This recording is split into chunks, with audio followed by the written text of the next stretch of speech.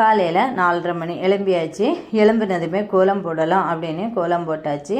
கோலம் போட்டுட்டு வாசலில் வந்து 2 அகல் விளக்கு நம்ம தீபம் ஏற்றலாம்னு சொல்லி ஏற்றியாச்சு. இனி என்ன செய்யலாம் அப்படின்னா விளக்கு ஏற்றலாம். நம்ம வந்து பூஜை அறையில் விளக்கு ஏற்றலாம் அப்படின்னு சொல்லி ரெடி ஆயாச்சு. பூஜை அறையில் நம்ம வந்து விளக்கேற்றோம். இன்றைக்கி வந்து செவ்வாய்க்கிழமைங்கிறதுனால யாருக்காக வந்து நம்ம விளக்கேற்றோம் அப்படின்னா முருகப்பெருமானே வேண்டி தான் நம்ம விளக்கேற்றோம். செவ்வாய்க்கிழமை தோறும் வந்து நான் வெத்தலை தீபம் போடுறது வந்து வழக்கம். அதுக்காக எல்லாமே ரெடி பண்ணி வச்சாச்சு.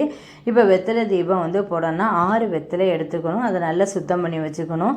6 வெத்தலையினுடைய காம்பு வந்து நம்ம தனியாக வச்சுக்கணும்.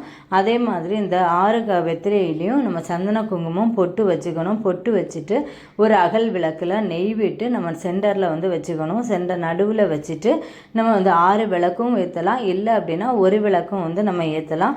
நான் இப்போ எப்போவுமே வந்து ஒரு விளக்கு தான் ஏற்றுவேன். நடுவில் வந்து ஒரு விளக்கு வச்சுட்டு அதில் வந்து நெய் விட்டு நான் வந்து தீபம் ஏற்றுவேன். ஆனால் எப்போவுமே வந்து தீபம் ஏற்றும்போது பஞ்சு திரி போட்டு தான் நம்ம வந்து ஏற்றணும். பஞ்சு திரி போட்டு நம்ம வந்து ஏற்றும்போது நமக்கு வந்து நம்ம நினச்சது வந்து நடக்கும்.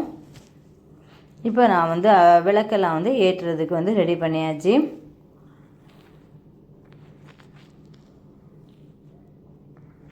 எல்லாம் ரெடி பண்ணி வச்சுட்டு நம்ம வந்து இனி விளக்கேற்றலாம் அப்படின்னு சொல்லிட்டு நான் விளக்கேற்ற போகிறேன்.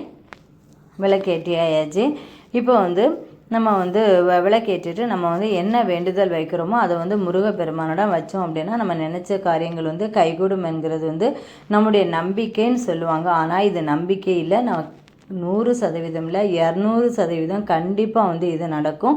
நீங்கள் உங்கள் வீட்டில் வந்து செஞ்சு பாருங்கள். நீங்கள் என்ன வேண்டுதல் வைக்கிறீங்களோ அந்த வேண்டுதல் வந்து கண்டிப்பாக வந்து நடக்கும். இது வந்து என்னுடைய வாழ்க்கையில் நான் நினச்சி வந்து போட்டது எனக்கு நடந்தது. 100% இல்லை 200% இல்லை 500% எனக்கு நடந்தது. நான் ரொம்ப நாளாகவே நான் நினச்ச ஒரு காரியம் வந்து எனக்கு கைகூடுது.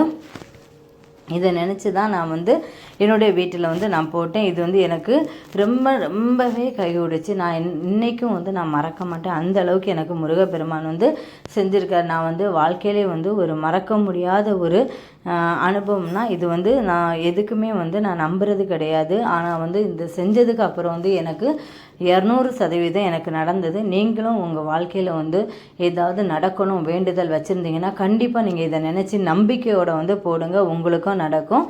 ஓகே, இந்த வீடியோ வந்து பிடிச்சிருந்ததுன்னா லைக் பண்ணுங்கள், ஷேர் பண்ணுங்கள், சப்ஸ்கிரைப் பண்ணுங்கள், பக்கத்தில் இருக்க பெல் ஐக்கானை கிளிக் பண்ணுங்கள். நம்ம வந்து அடுத்த வீடியோலையும் நம்ம பார்க்கலாம்.